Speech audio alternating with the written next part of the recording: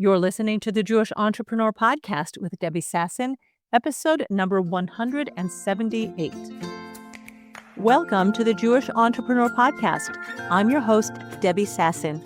I went from being a financial advisor, author, and chronic under-earner to building my business to six figures as a financial planner and money mindset coach, and then onto multiple six figures as a full-time money and business coach.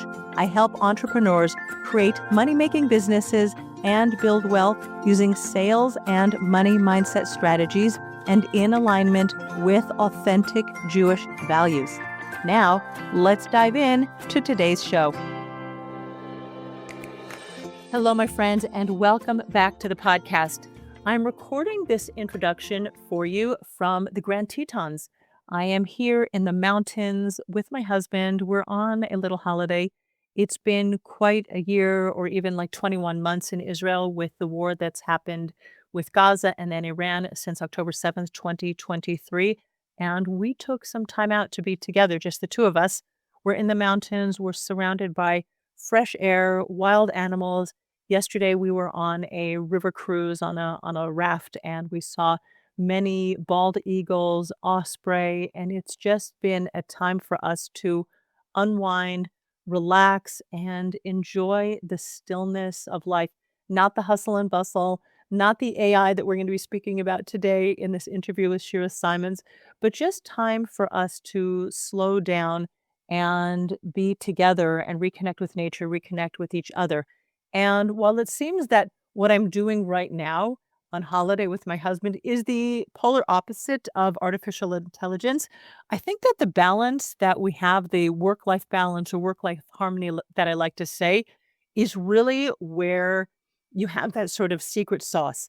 There's the innovation part, the systemization of your business, and increasing the efficiency and productivity. And that's what's going to sustain your profitability as a business.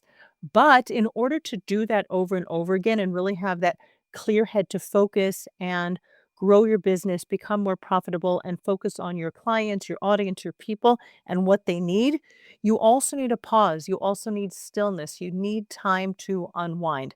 And that's what I'm doing, except for this little tiny intro that I'm bringing to you that I'm recording from the Grand Tetons. So now let me just give you a little bit of a background, and then we're going to jump into this interview, which is fantastic. Let me just introduce you to Shira Simmonds. She is a powerhouse.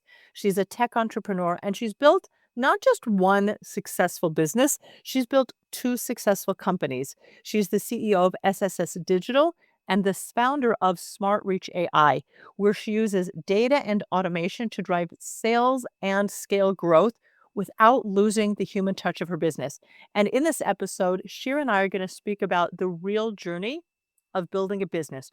We're going to talk about success, failure, pivots. We're going to talk about being a mom and growing a business. I mean, she is a mom of four children, and so she has been able to grow her business through pregnancies and leadership and family, moving to Israel, all the things. And we're also going to speak specifically about how you, as the owner of your business, can use AI, artificial intelligence, to free up your time so you can spend more time with your family, so you have more time instead of being in the weeds of your business to grow your business profitably. And you're going to know by the end of this podcast what it really means to scale your business without burning out, without becoming you a robot or your business a robot. But we are here as people, working with people, serving people, and you're going to know what that means for you and for your business. So let's dive in. Sure, I am so happy to have you on the podcast. Welcome. I know we're going to have a great conversation today. Thank you, Debbie. So happy to be here. I think it's crazy that you and I live probably a stone's throw from each other in Israel, and Yeah. we've never met. We just connected today, like an hour ago, on LinkedIn, where you spend a lot of time and I spend a lot of time. So this is going to be a great conversation, just letting our audience know how people find you, connect with each other, And what I really want to do is start with your story because, we've Sure. talked a little bit about your story of resilience. I know that your business has taken a few iterations until you Yep. started doing what you're doing. So start wherever you feel is comfortable. I know you've been in Israel about 14 years, but Right. what did you like study in school and how did you end up where you are today? Okay, so I went to Cy Sims School of Business, Mhm. aka Stern College for Knowledge, and I majored in management information systems. I think it was one of the first years that they actually had that major. So I always knew that I wanted to go to business school. Okay. Um, and I grew up at, first of all, I was born and raised in Toronto.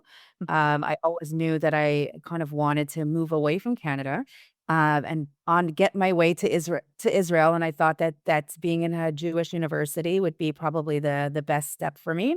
Nice. So I really wanted to be in business. I loved marketing and entrepreneurship, but there was no major in entrepreneurship. Mhm. And at time, if you remember, I'm trying to think of the year, it was 1996, 1997. We were just learning about, how to use computers. I remember we would go to the computer lab to like sign into our AOL email Right, right. and just to date me. And so, Wait a second. Can I stop you here? I'm a few years older than you are, and okay. I was a freshman in college in 1981.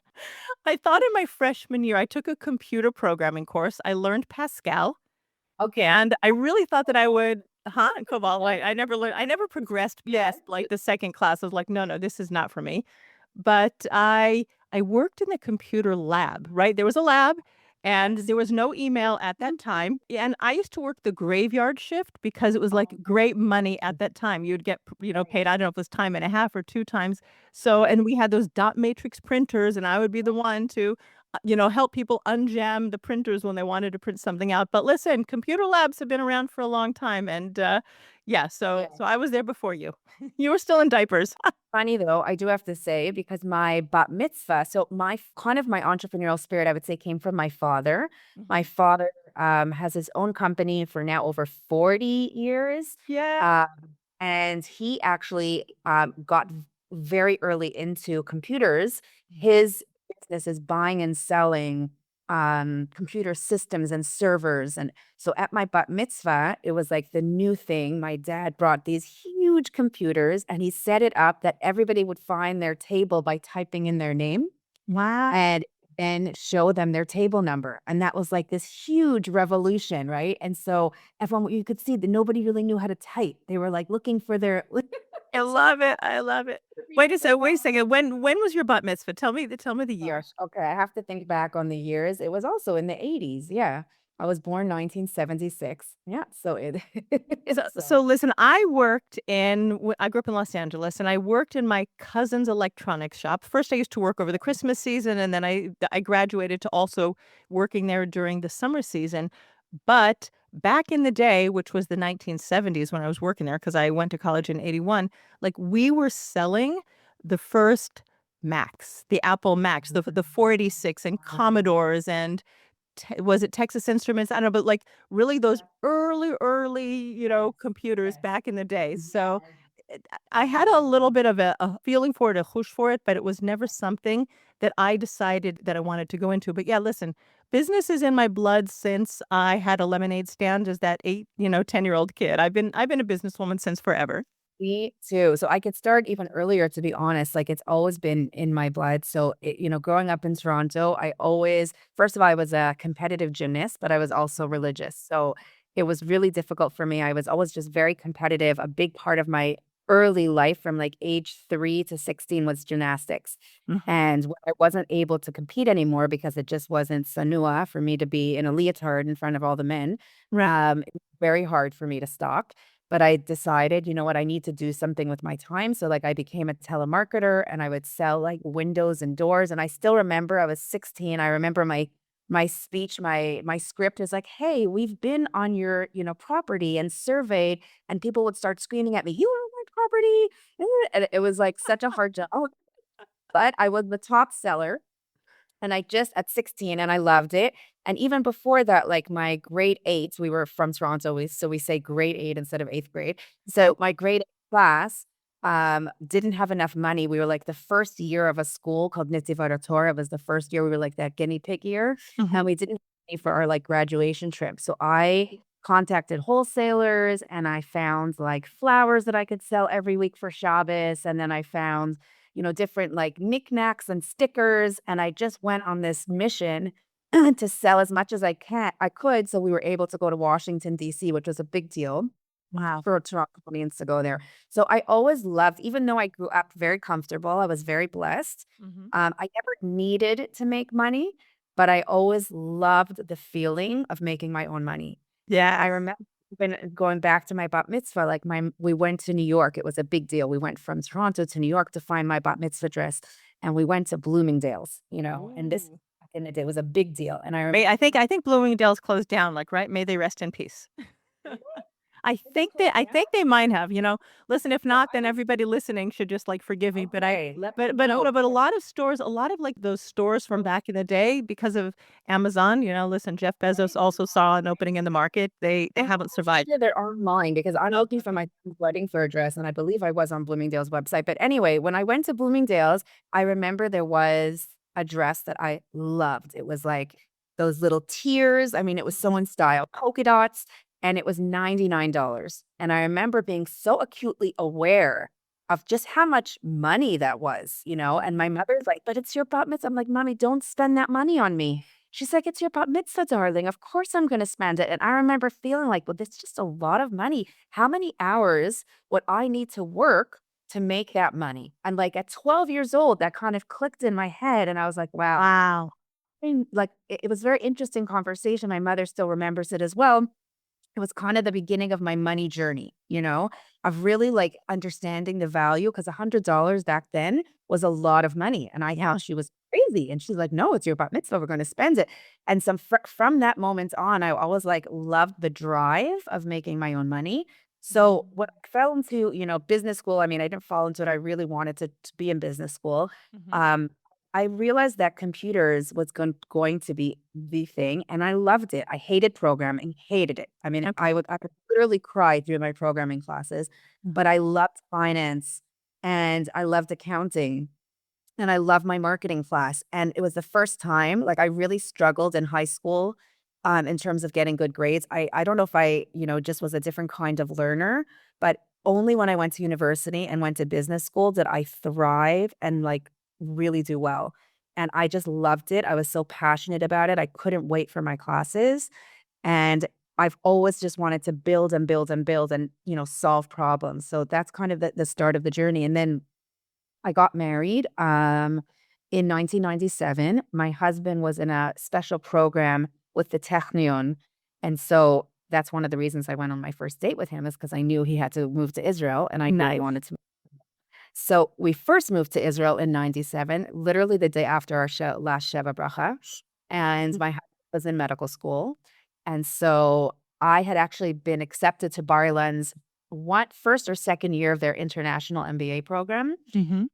I had to turn it down because we moved to Haifa without a car, new no Mm. weds that were broke, and, Yeah. um, I was like, "Okay, I'm gonna work," and I love it anyway, and so I interviewed and I got my first job in Israel. The worst job I've ever had in my life was my first real job with a terrible boss. I moved my way up and I found a great company, and the company there that my boss actually became my mentor. He started a company and I moved with him. And then we decided to move back to the States for my husband's residency and fellowship. And so I was like the COO of the operations of this other company. So I was really lucky that I was like salaried, but also being able to build something, even though it wasn't mine. And I Right. kind of got a sense of like what it's like to build something. I got into media buying and the advertising world through that company. And I had an amazing mentor. I ended up having 3 no, 2 children. I had 1 already in Israel and then 2 when I moved back to the States, and then, other one after that when I started my first company. And yeah, I have so many stories to share, so let me know specifically what you wanna know. I have investor stories that are crazy back in Oh, the day wow. being email, trying to close investment for my first company. This is actually my second company, and SmartReach is a spinoff of my second company. So, what I want to talk about, because you were in, this like computer space. Yeah. I don't know exactly what the company was that when you were working in Israel, but we also had the dot-com bubble that burst in Yes. Yeah. 1999, 2000. So, how did that impact what you were doing at that time? Yeah. So interestingly enough, as a frum girl, I ended up working for a company that developed software for online casinos. Oh, So, interesting. yes, in that .com world, it was my job to like buy media to get people to gamble. Okay, which I really struggled with internally for a long time. I'll tell you that's one of the reasons why I left. Actually, I was really good at it, and it was very much this new online space of being able to do these things that you would only usually be able to do in a land-based casino. Now you could do online. You could Mm. spin skill, you could play blackjack, you could play poker. So it was this whole new online world. And where I took it was more on the buying side, less on the programming side. So I was always more on the marketing department, the advertising department, and I loved it, and I think primarily I fell into that because I was the English speaker in the company. Right. That So makes I sense. kind of fell into that and where they needed me to, like, I was just telling my brother now, do you remember I was the voice, like, they used my voice for, antivirus software? It was virus alert, like, I would be the voice that would, like, tell people that there was a virus on their computer, like, I that was a love it. huge deal. So, like, I was very involved with, like, what's a virus? What, how does that happen? What can it do to you? So I was very involved with that world as well.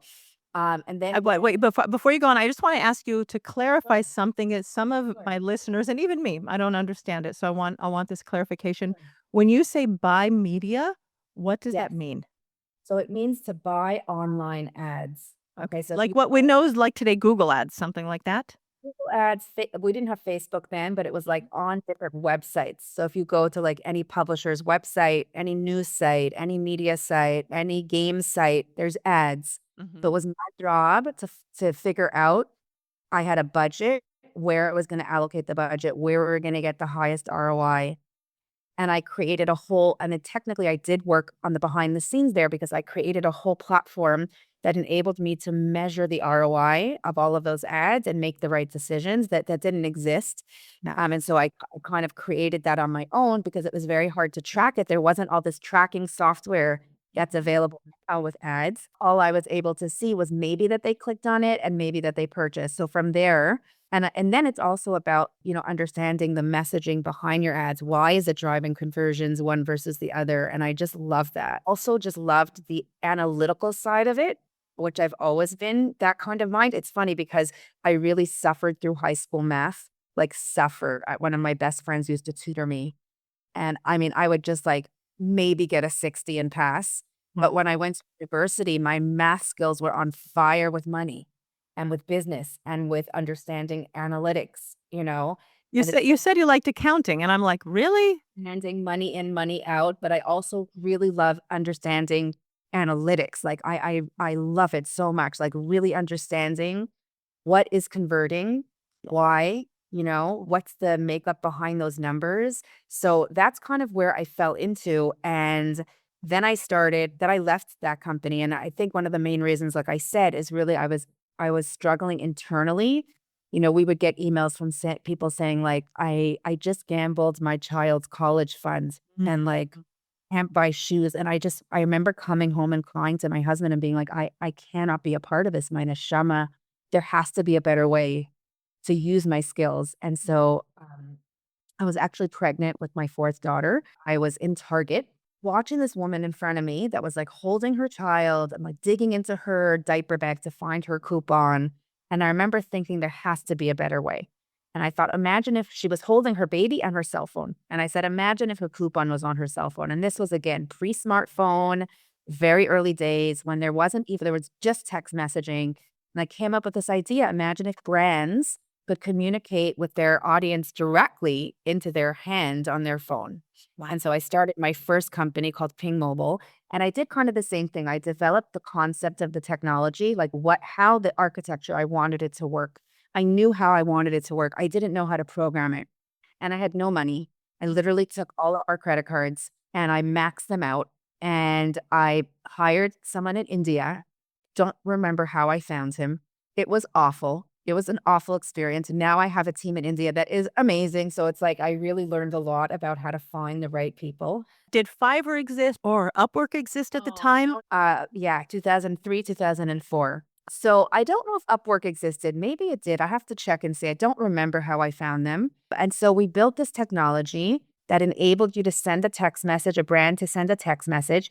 And that's when I, really needed to get funding, first of all, in order to Mhm. really get where I needed to go. And I also needed to partner with some big companies.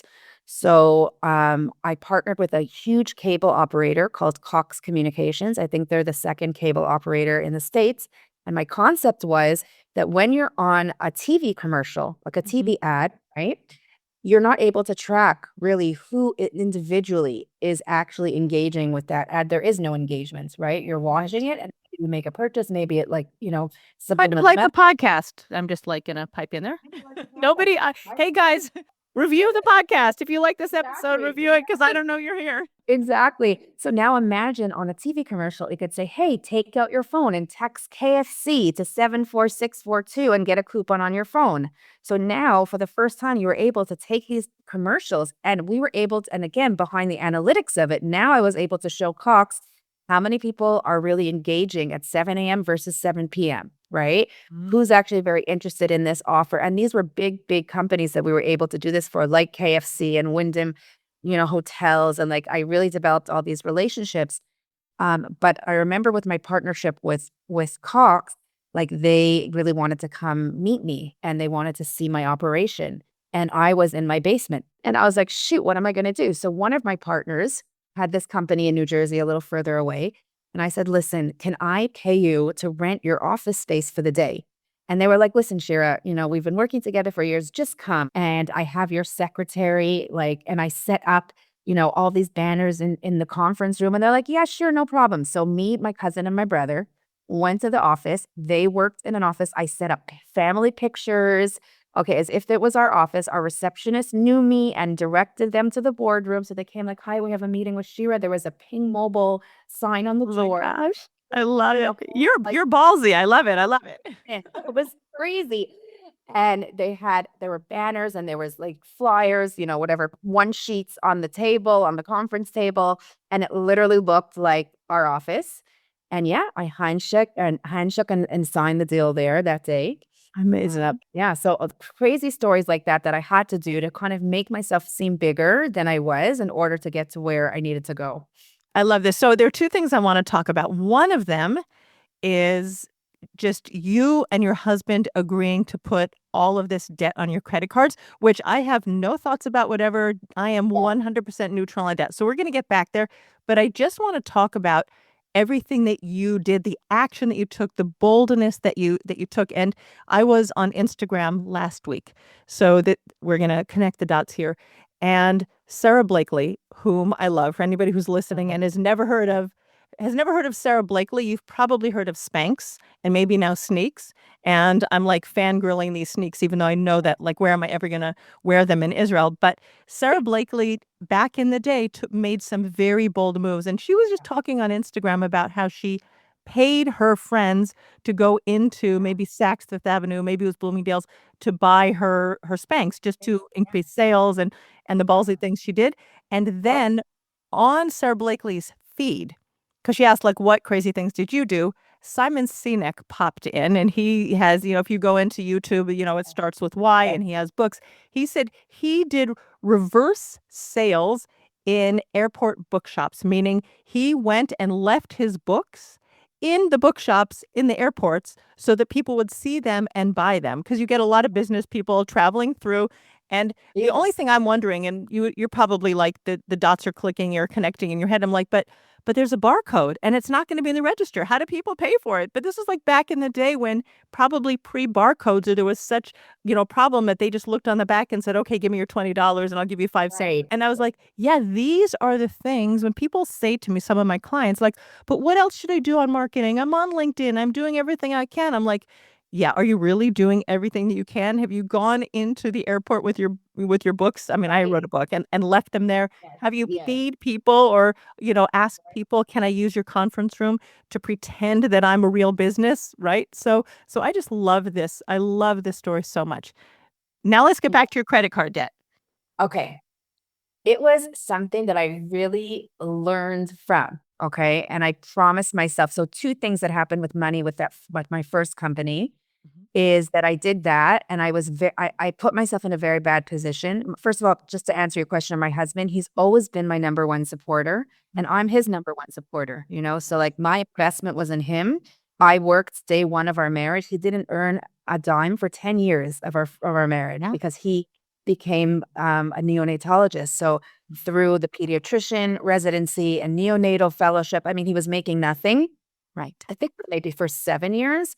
And so, I invested in him and he invested in me. So that's how we kind of like to look at it. Beautiful. Uh, and he always believed in me. And my family always really, really believed in me. And I think that gave me a lot of koach to do what I do. But I definitely learned from that, meaning I put us in a very bad financial situation and it wasn't good. And I got to a point where I had to make decisions that I would have preferred not to make, but I didn't have a choice, right? Mhm. Meaning I had to end up taking investment from someone who wasn't the best partner, a little bit toxic situation. And I lost a lot of my equity in doing that as well, you know? Yeah. So I definitely learned a lot. And I would say I didn't have my MBA, but I had my MBA real school, right? Through real schooling through my first company. It's called the School of Hard Knocks. I say I have a PhD in the School of Hard Knocks from the There is School of no Hard Knocks. doubt Yeah. about it. There's no doubt about it. But it was a great learning experience. We ended up, I'll be honest with you, paying off those credit card debt and the taxes on that as well. We were taxed on that. I have to figure out exactly the situation, but we paid that back for 10 years. And I remember celebrating when we like finished paying it off. It was a huge deal. And so I learned a lot. I also I kind of got backed into a situation as well because I was 3 months, 4 months pregnant when I started working with a potential fund in Boston and everything was on. And I was about to close a $10 million round with them, Mhm. term sheet, everything. And, we've been negotiating for 5, 6 months. They asked me to come to Boston. I was 8 months pregnant. They didn't know I was pregnant. Okay. Okay. So I came in early. Before they came, I asked the secretary, can I just wait in the conference room? I sat down and I put my belly under my desk and we were, had a great meeting. I was the only female in the room, which I was used to. And then when we got up for the handshake at the end, they saw that I was pregnant and they did not sign. They said, okay, don't worry, we'll send you the paperwork. I got a message, those old voicemail messages saying, please call us. And they were like, listen, we decided not to invest. And they didn't tell me why. But one of my contacts who made the introduction called me and said, listen, like they're very concerned about you being a mom and running the company. Now, they didn't know this was my fourth, okay? And that they pulled out last second. So I was put in a very difficult situation where I was out of funds. I had these clients that I had to service. And so I had to make a bad deal. You know what I'm saying? And so from there, I learned, okay, I'm never going to put myself in a situation like that. Okay. And I'm not going for, I really felt at the time, I was like, I'm not going to go for funding want to be in a position where I'm profitable and I can invest my own money into whatever it is I'm doing and have a little bit more control. I may change my tune to that now, to be honest with you. But with SSC, when I started SSC, it was after I moved to Israel and I realized that I couldn't run Ping Mobile. It was an American company. I could not, with 4 kids and just making Aliyah with them, I couldn't do it. So I decided that I was going to start my own consultation company. That was really the vision. And I built SSC. And then about a year ago, that was 13 years ago. Yeah, sorry, go Okay. ahead. I want actually before we go in, because now we're going to get into what you're doing today. So I'm just wondering if you were to do a do-over on that funding round for the $10 million, because you had been a very successful entrepreneur as a mom of one, as a mom of two, as a mom of three, and you went into the conference room hiding the fact that you were pregnant. Men, no judgment whatsoever. Would you have been right? And all of a sudden, boom, like your belly is like, at the handshake, it's like, oh, wait, and they just got this like new reality that they hadn't expected. Would you have played your cards differently today, knowing what you know now? Absolutely. The truth is that the contact that made the introduction to this fund told me not to tell them. Okay. So Mm. think that the difference here is like I've learned so much about listening to my own inner voice and not taking everybody's advice to like taking it as advice and then making my own decisions. I think I would have done it differently. I think I would have told them from the get-go, listen, I'm pregnant with my fourth and making it a non-issue. I don't know. Like on the one hand, maybe. On the other hand, like for me, like ma kesher, like, it doesn't matter. Like there's no doubt I'm gonna be working. So for me, kind of a non-issue. But then when he told me, don't tell them, he made it an issue for me. So maybe if I were to do it over, I would just be very open about it. And maybe we wouldn't have gotten to that point had they decided they weren't going to invest in women. I think times are very different now. I definitely feel that times are very different and wouldn't be as difficult, at this stage to show that I'm a mom and hopefully soon a grandparent and, growing to that stage, because I do feel like there's a lot more support around women entrepreneurs. There's a lot more available to women entrepreneurs than back then. Like literally every meeting, whether it was with a brand, a partner, I was the only female in the room. Yep. And yeah, and also my issue back then was I always looked very young, Mm-hmm. young. It's just the genes from my Scottish mother that I have gotten. Thanks, Mom. I have the same kind of genes except from Germany. Anyway. Oh, there you go. There you go. And I would go to these meetings and they would ask me, are you still in college? And so it was hard for me. Like I always felt that I had two knock against me. One is that I looked so young, and two is that I was female. Only when I started talking did they take me seriously, So that always a little challenging for me. But Okay. Now the other one, and you can tell me if it's too personal or if you want to talk about it. But you took on this credit card debt. You had yes. partners that were, ended up with that unsavory partner, a toxic money relationship, I might call it. Did you ever consider maybe did like leaning on your parents, right? And asking for them to invest or your other family members? Because we know like Steve Jobs like had his family invest in Oh, Apple back oh, in the day. oh. My parents invested. Are you Okay. kidding me? Parents were the first ones to invest. They believed in me 100%. But what I learned very early on is that building a tech company, you need a lot of money. I mean, you need in the multi-millions. And it is not easy to start and build a brand that you're going to, the KFCs of the world and the Cox Communications of the world without having that backing. And it wasn't enough. And so my regret was not realizing that, taking that money and losing that money, which was very hard for me, Yeah. and I still feel terrible guilt about that. And so that was a big lesson for me, a really big learning, curve for me. And I was like, that's it. I'm never doing that again. I'm never putting anyone else in a position where I could lose their money. That was very difficult for me. Nice, nice. How have things changed? Because Israel, we're the startup nation, we're the like second Silicon Valley, whatever you want to call us. And so many of the local companies, and we got up to you moving to Israel and SSC and now, also the next evolution of your company and your brand. How has getting investor money changed for you as a resident of Israel? I don't know if are your companies Israeli companies or do you Yeah. register them abroad? No, they're Israeli companies. That was very important to me to be registered to pay tax in Israel. As hard as it is to pay all this tax in Israel, it's Oh my still awesome. gosh. Oh my God. Are you a U.S. citizen also because you lived there for a while? I am a Oh U.S. man. citizen, Yeah. and so it was a nightmare for me. And I opened up a corporation here in Israel, which is very expensive to do. In terms of investment, like I said, I decided to take a different approach with the second company.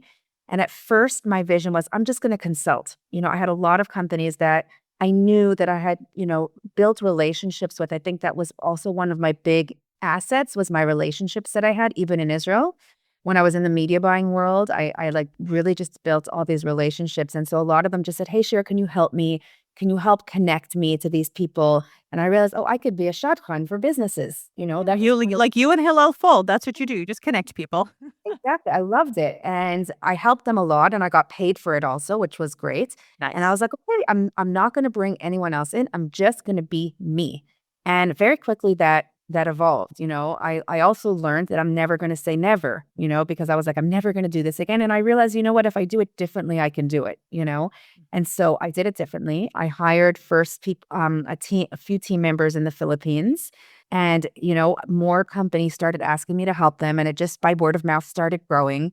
And so I built a company, SSC, around helping people find companies that they can connect with for partnerships or for pitching and sales. And so that's how SSC was born. Yeah. What does SSE stand for? Funny when you know what it really stands for. It stands. I started the company Shira Simmonds Consulting because That's what I figured. Okay.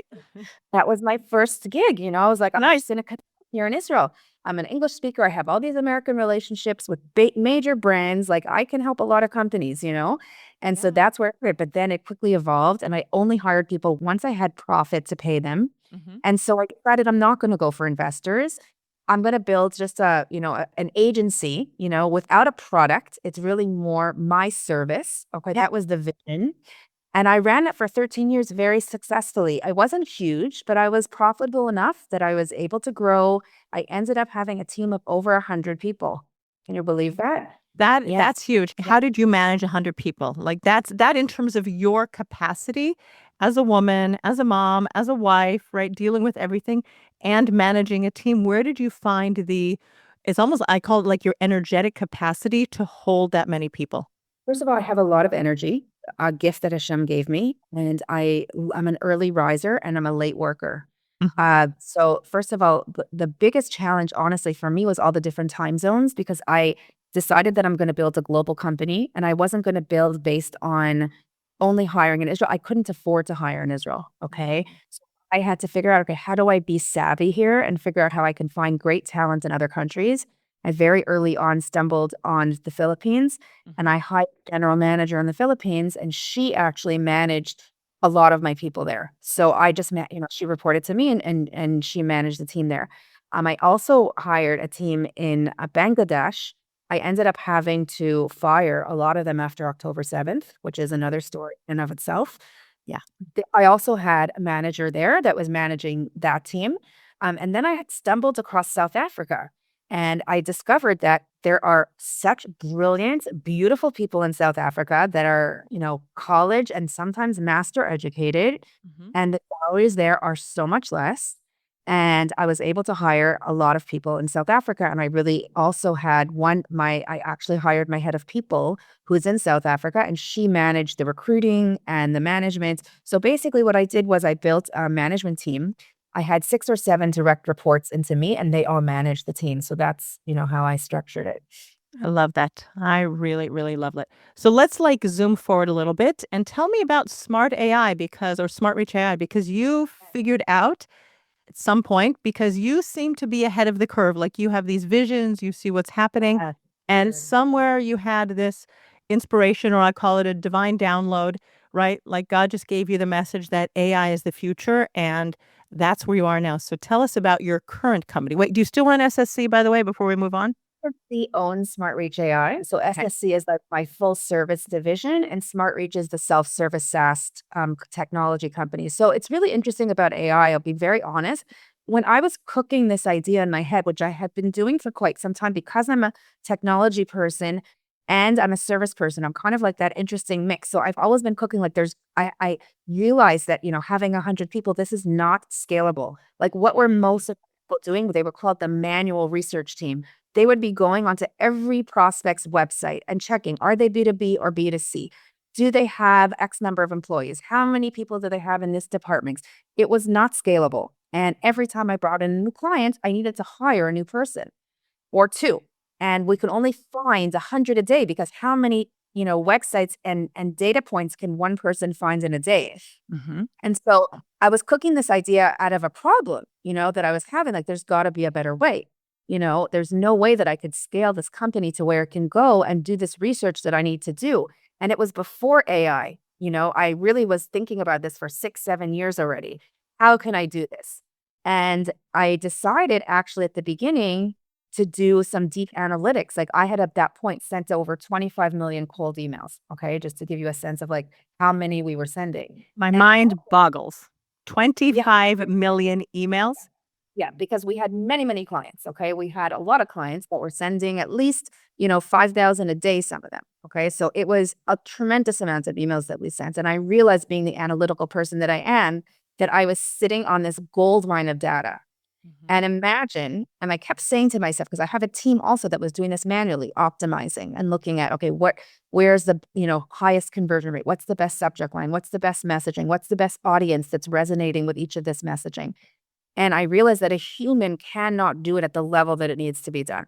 Mhm. And so that's where AI came in for me. I was like, wow, I could feed the AI, LLM, all of this data that I have, and it could output for me, provide the output of the analysis of, okay, for a VP marketing in the US with 200 employees, what is the best subject line? What is the best call to action? What is the best time of day to send the email? All of this detail that manually we were not able for the human to do at that scale, right? And so that's where I was, introduced to AI, and I hired an AI consultant. I actually had a few terrible things that happened. The first, not terrible. I mean, terrible is what's happening here in the war. That's terrible. I had a few unfortunate things that happened. Challenges and more business Challenges, challenges yeah, along the way. challenges. Like one company was like, I'm going to design it for you and I'm going to build the architecture. It's only going to be $15,000. And I took the money from the profits of the company and I spent the money on that.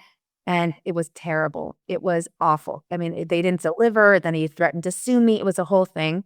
And I actually went through several AI engineers to really find the right ones because it was very new when I first started thinking about it. And there How were many years when you say new? Because like ChatGPT has been like I've had like this dripping about like 2.5 years that this Right, thing so it was exists. about 3 years. It was really before there was even an open AI API, so Okay. it was really early on, and then the API launched, and that was, okay, perfect for us. That really worked out, and I found actually through Upwork, an amazing agency, and my AI engineers are in the Ukraine, and we were finally able to get the output that I needed because I first needed to test my theory. Will this data actually provide a lift, in conversions? And once I was able to prove that theory, I was able to build out all the technology. And I love it. I love kind of figuring out, okay, how do I put all these pieces together? How do I solve these complex problems? Mhm. And how do I scale? And I ended up reducing my team to 30 people because I built all these automations Yep. that were able to automate most of what my analytics and data team were doing. It was very hard to have to do that. But I ended up having to close the whole Bangladesh office and I ended up just keeping one or two people because they were posting very negative things on their Facebook and even on LinkedIn Yeah. about Israelis being murderers and rapists, and it was awful, and I had to go through that whole process of like, "Oh my god, my major data team is there. How am I gonna shut this down?" Like, it was a really big challenge for me, and at the same time, I was building the automation, so I had to wait for the automation to be done and do it in the right way, and it was legally, there was a lot of things around that, so that was a very interesting time, but I was able to reduce the team and then put those profits or that save into building the technology. Nice. Listen, I've also, using, and I obviously don't use AI on the same level that you do, but I'm loving it more and more. I remember back in the day, like really 2.5 years ago, people were talking about AI replacing human, writing on wherever your platforms, your emails, whatever, which is something that's happening, and I can sniff it out. Oh my gosh, we'll talk about that because you're a connector on LinkedIn with your Smart Reach AI. But Yeah. I've been able to reduce my virtual assistants because I've automated things and I let one go. I have more automations and I'm sure there's way more that I can systematize and automate in my business. But it's interesting. You have this team in Ukraine, so you're dealing with two wars, one in Israel, one in Ukraine. So Yes, you've yes. been doubly affected by that on a Absolutely, company level. right. And another one of our biggest tools that we use to send emails is also based in the Ukraine.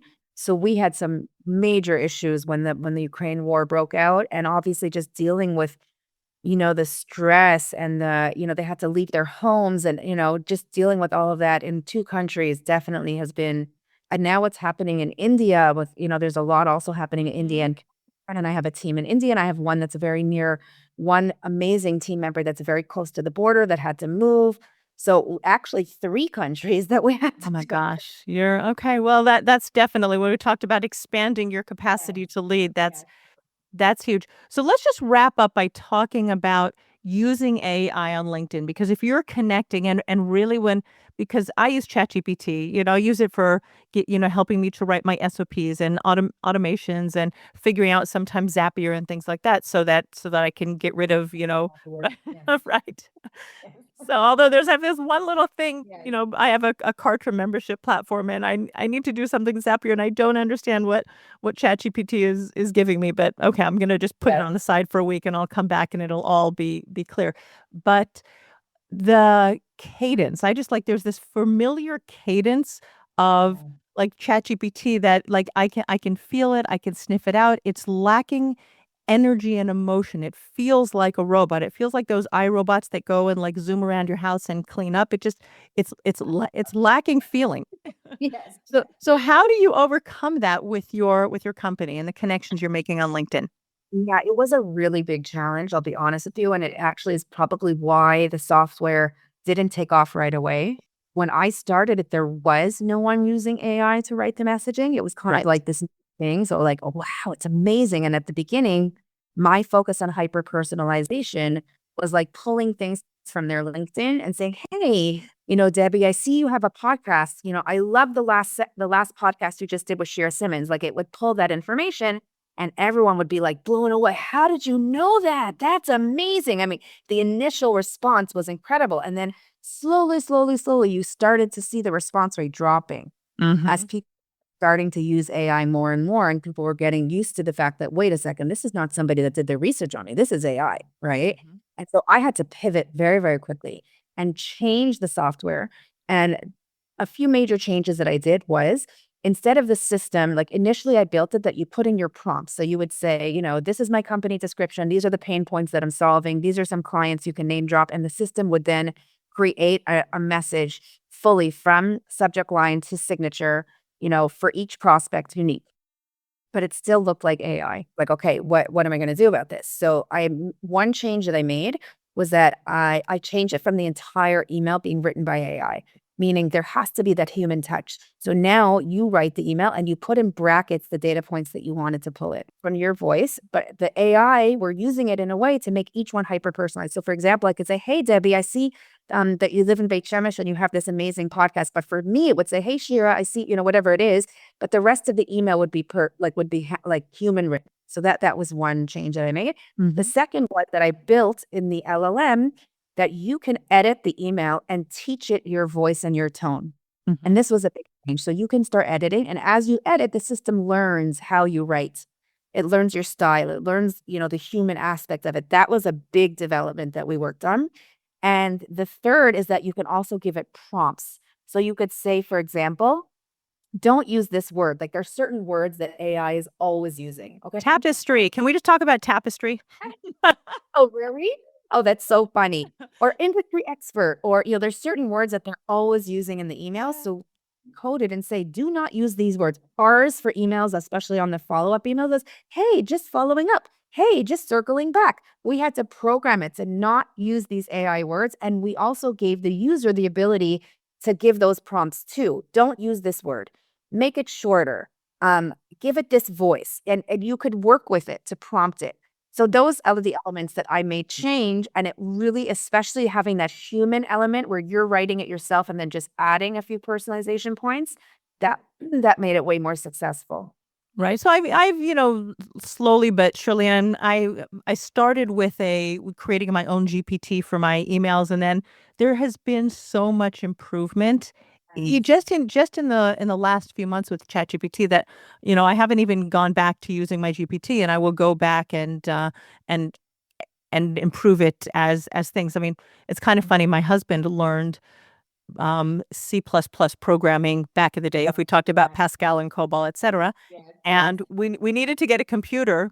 Like I don't know how many years ago we're talking about. It was in the 1990s, and I just kept joking with him. We're just going to wait for state of the art. We're just going to wait for state of the art, and we finally did. Obviously, get that computer, which was much bigger than the laptops we have today, a little way less powerful. But yeah, like your AI is every single day. There's a new state of the Every art. single day it's evolving. And that's why for me also, I decided to focus. This is part of the pivot. And this is where, as an entrepreneur, you have to be ready to pivot and have budget to pivot, which is very difficult. Yes. And basically I pivoted towards focusing more on the data, like finding the prospects and using the AI to help find and research the prospects. So now before you contact someone, you're able to log in, you're able to build your list of who you want to contact, and you're able to use AI to do that deep research that I was talking about. So you can ask like any question, is this company B2B or B2C? Does this company offer AI services? And you can build that list and have that knowledge before you contact them.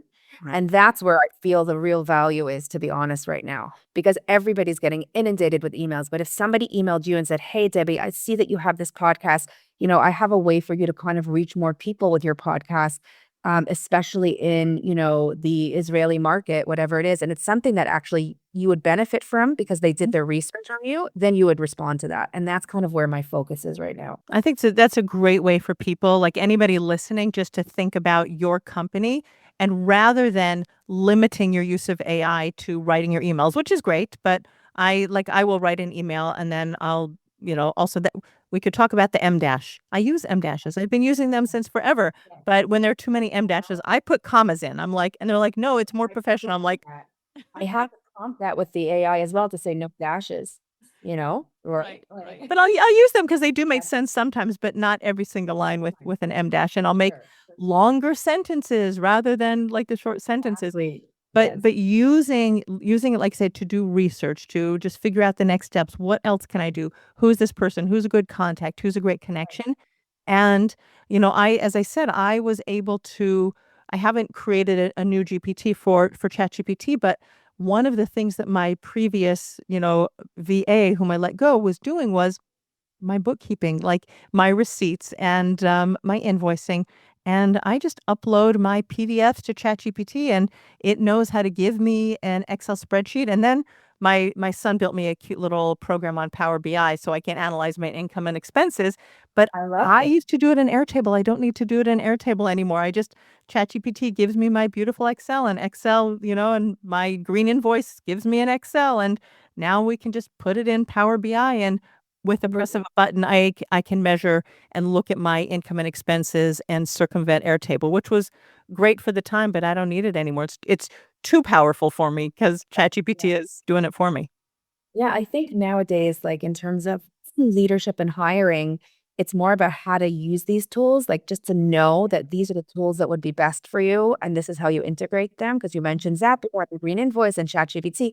Most people don't know how to build that out and use that all together. And so I think that's where, the automations and the connection of all the right tools for you, that's where the world is going in terms of jobs and in terms of expertise. Yeah, and I think that we'll just wrap up like what you can do for anybody who's not dipping her toes into Chat GPT and Claude and all that yet. You can just go in and say, how can you help me improve my bookkeeping? Or this is the process that I use now. How can you help me streamline it? How can you help me shorten the process? How can you help me automate it? And really, AI knows how to help you. It's mind boggling, but you really can have my husband and I both are, ChatGPT junkies. I said, if I said it's my business BFF and if it gave me a hug, honey, you'd be out of a job. Oh, yeah, for sure. It's not even a joke. We've named her in the company Sheila. My team names ChatGPT Sheila. And I'll just give one other suggestion as well, which I love that you could do, is you can also say, this is what I need to do. Ask me questions Yes. that you need to get answers for in order for you to do X. And then it'll start asking you the questions. And from those questions, you feed it the information that it needs. So that's just another great way to use it. 100%. It's brilliant. Yeah. All right, Shira, thank you so much. It has been such a pleasure. Really, really getting to know you. We're going to have to meet in real life for coffee. Like, why are we speaking over Zoom? I don't know. And we live so close to each other. 1,000%. But it's been a pleasure. I know that our listeners are going to walk away with so much just from investing in your company, taking on debt to build your company, doing it responsibly, having challenges, like nobody's going to get it right the first time, and using the power of AI to eliminate personnel. We love you people, but really, like to eliminate personnel, but to grow your business so much more quickly and powerfully by leveraging the power of artificial intelligence. All right, and we'll put all of your links in the show notes so people can reach out to you and get to know you. Thank you so much. Thank you, Debbie. Have a great day. You too. Bye. Thank you so much for tuning into today's episode. I think that that was an absolutely fantastic interview. It was real, it was human, it is really sharing with you what it takes as a mom. And it's not easy.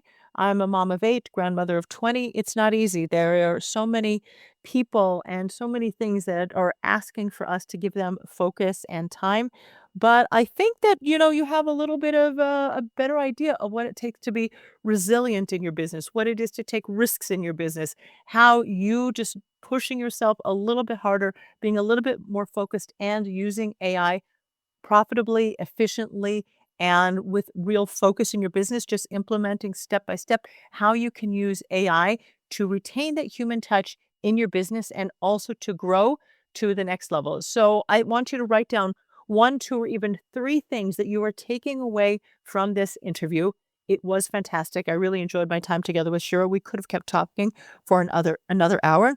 But what are you taking away and what are you committed to implementing in your business in the second half of 2025? And if you want to send me an email, reach out and tell me what it is that you're doing next in your business. And I look forward to seeing you next week on the Jewish Entrepreneur Podcast. Bye-bye for now.